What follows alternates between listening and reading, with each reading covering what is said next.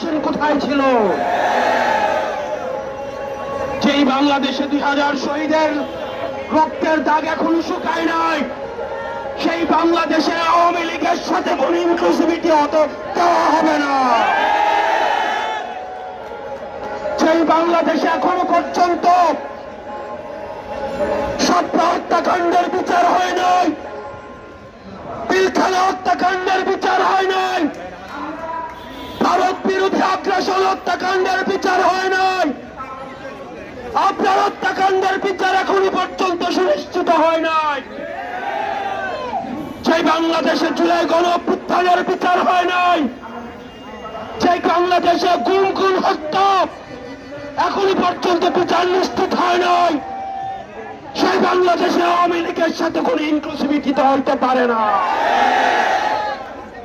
আমরা স্পষ্ট করে বলতে চাই, আপনাদের যাদের কাজ ক্যান্টনমেন্টে, আপনারা ক্যান্টনমেন্টেই থাকুন। আমরা আপনাদের প্রতি শ্রদ্ধা জানাই, সম্মান জানাই। দেশের সার্বভৌমত্ব রক্ষার ক্ষেত্রে আপনাদের যে অবদান রয়েছে সেটাকে আমরা স্বীকার করে নেই, কিন্তু আমরা বলতে চাই, রাজনৈতিক পরিমণ্ডলে আপনারা ক্যান্টনমেন্ট থেকে গত 16টা বছর যেভাবে লগ্ন হস্তক্ষেপ করেছেন, যেভাবে ক্যান্টনমেন্টের বিভিন্ন দপ্তর উপদপ্তরের মধ্য দিয়ে আপনারা রাজনীতিতে যেভাবে নোংরা হস্তক্ষেপ করেছেন, 24 পরবর্তী বাংলাদেশে রাজনীতি নিয়ন্ত্রণ করবে শুধুমাত্র রাজনীতিবিদরা। আপনারা তখন কোথায় ছিলেন?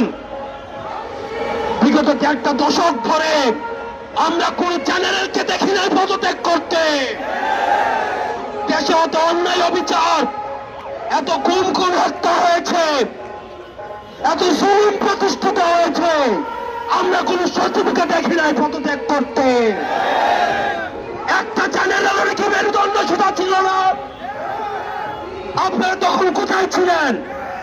আমরা কাউকেই দেখি নাই ও অন্যায়ের প্রতিবাদ করে কেউ চাকরি থেকে পদত্যাগ করতে।